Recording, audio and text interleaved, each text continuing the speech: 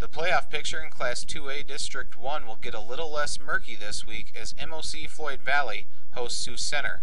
The Dutch are coming off a 35-0 loss against Cherokee. They're working through a number of significant injuries and haven't quite made all the necessary adjustments yet. Well, we've had a couple of tough weeks. We haven't had all our guys at practice or in the game. So just guys filling in, learning what varsity game speed's all about, adjusting to that were some things that we had some issues with. We're getting some guys healthy, feel good about what we've done so far this week. But what we learned from that was it takes 11 guys on the field together to accomplish what we want to do, and we've struggled with that. Coach Tom Rupp said anytime his team takes the field against the Warriors, it tends to be an important game for both teams. You know, every year it's a big game with those guys for whatever reason. It's either the rivalry or it's our playoff issues, and it's definitely a must-win game for both of us. It's always an intense game. It's always a game where the fans come out, and it's a great atmosphere. So it's fun to be in these games. And playing a close rival like them is always a challenge, and kids really look forward to it. So I don't think there's any question of having kids ready to go.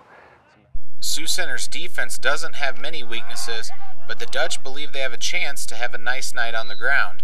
Defensively, they're focused on slowing down the Warriors' rushing attack. We really have to take off and get north and south against these guys.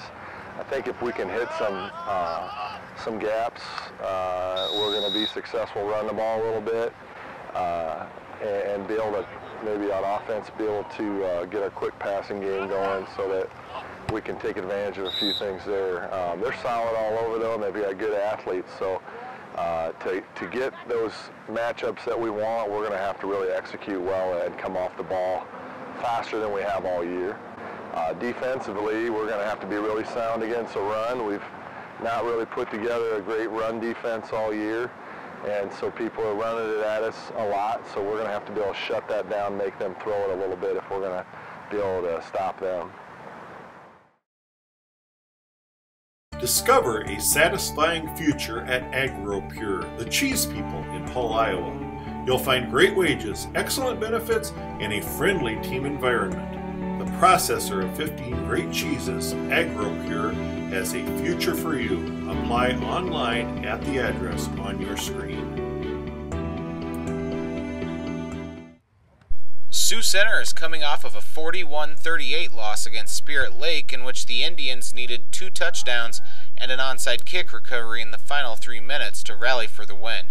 Coach Tim Van Regenmorter says despite the loss, the game was a good confidence builder for his bunch. I think, last week, first quarter and a half just got dominated by a really good team, and I think we had our wake-up call, hopefully, that we needed, and played really well for really the remainder of the game.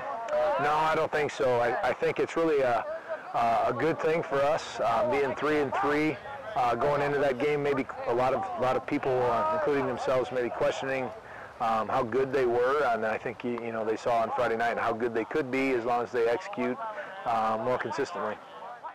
Like MOC-Floyd Valley, Sioux Center views this game as a must-win. Yeah, no question. It's a must-win. If the winner is back in the hunt for a playoff spot, and the losers probably on the outside looking in. So very much aware of that, and very much working very hard in practice this week. Yeah, really inspired. It's always a rivalry when you play MOC, and they've come out and really stuck it to us here the last 2 years in the first quarter, and then until we settled in, we managed to do some things really well, but we know we need a quick start. We're just too young to fall behind quick. Defensive consistency and good tackling are 2 things the Warriors hope show up Friday. Offensively, a strong rushing attack will go a long way also in helping ensure the Warriors take care of business. The biggest thing I would say what we're going to have to do well is be consistent on defense, and we haven't done that yet this year. We made some few adjustments, and we're hoping that we can fly to the ball and do a good job of tackling, so that's a big key. The second big thing is, we need to be able to wear the team down with our offensive line, and we've been able to do that throughout the last few games. Other Week 7 matchups include Unity Christian visiting West Lyon. The Knights have won their last 2 games, while the Wildcats will look to bounce back from last week's 14-7 loss at Hinton. Okoboji and Hartley Melvin Sanborn step out of district play to square off in a non-district showdown. The Pioneers are seeking to avoid falling below 500 for the first time this year, while the Hawks hope to knock off Okoboji.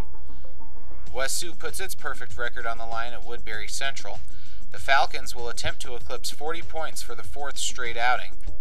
Western Christian hosts Hinton in a key Class 1A District 2 battle. A win by the Blackhawks will give them control of the district race. Boyden Hull Rock Valley travels to Storm Lake.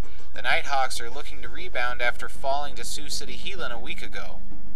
Central Lion George Little Rock will entertain Cherokee. The Lions are aiming to win back-to-back games for the first time this year. Sheldon heads to Spirit Lake.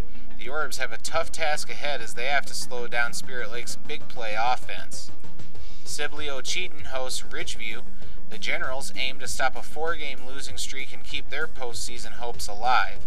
South O'Brien will attempt to avoid dipping below 500 as the Wolverines travel to Lawton Bronson. A win will help the Wolverines stay in the playoff hunt.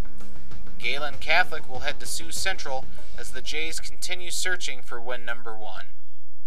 Pick up a copy of the Northwest Iowa Review Saturday for complete recaps of all the area football games.